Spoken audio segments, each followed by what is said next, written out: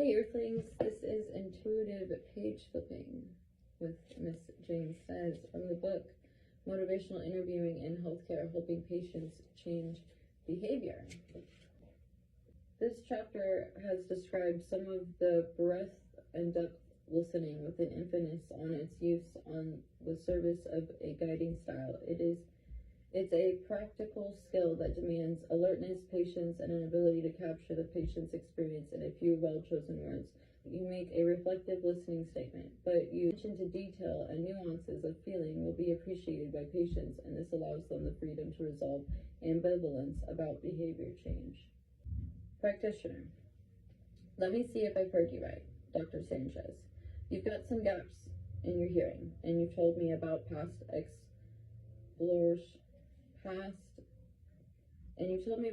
exposure to loud noises that might account for these.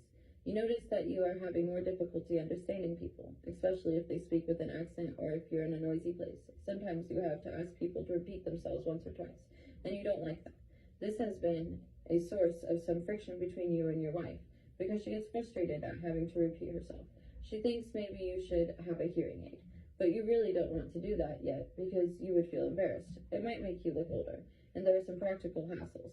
You think you'll eventually need one, but you want to put it off as long as possible. So what you want to do is preserve the hearing you have left as best you can, and for as long as you can, before it's time to get a hearing aid. So far, so good? Patient, that's right, yes, well done. Nothing wrong with your hearing. Practitioner. So what makes sense to you is to take care of your hearing by using ear protection whenever you're going to be around loud noises. That would protect you from further damage and help keep these problems and embarrassments from getting worse. Is this really what you're going to do? Yes, I'll start using ear protection. Ear protection, ear protection. You know, intuitively feeling guided to tell a story. Well, it's many stories. It's actually a series of days of my lives. In the early days, I would bring my sisters into the bedroom when I noticed my mom and my stepdad starting to fight. My first stepdad. I had a CD player, I put the CD in and turn it up, and I'd be like, dance party!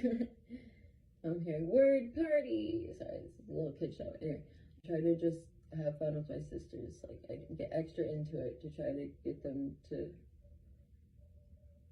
cover up the fact that there was some very loud, bad fighting happening in the other room. And the louder it got, the louder I got, and the more fun I got, the more fightier it got out there. So it's kind of just been like trained in me that when there's a crisis happening or something bad happening and there's little ones around, to grab them and shield them from that. It doesn't help when my codependency goes too far into that aspect and I start abandoning my own needs to help someone else. And I'm definitely never going to abandon a child's needs. I'm going to put that child's needs out of my own until I neglect myself, but they're taken care of, right?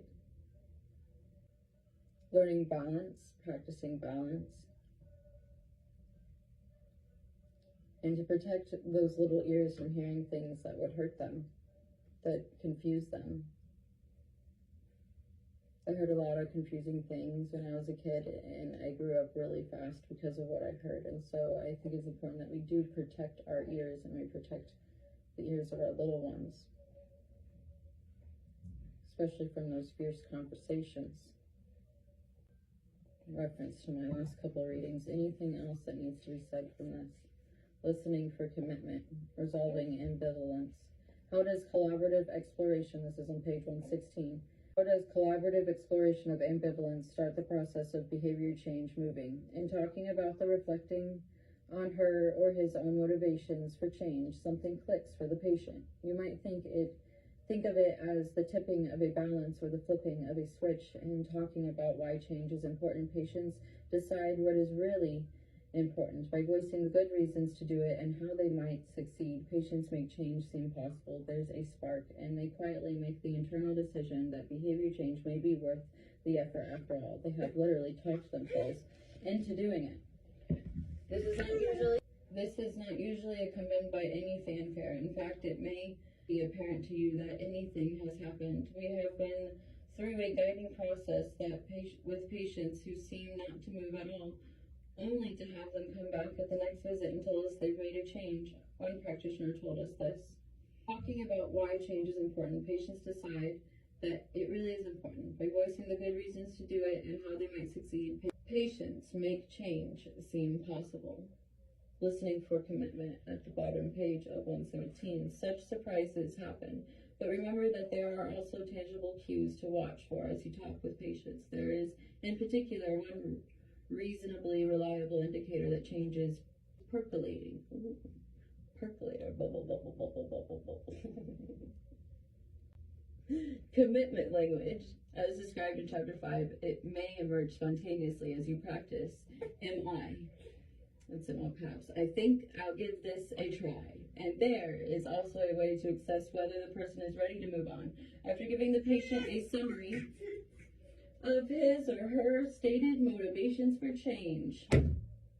This has been Intuitive Reads. What Miss Jane says, I just spun around but you couldn't see it. So.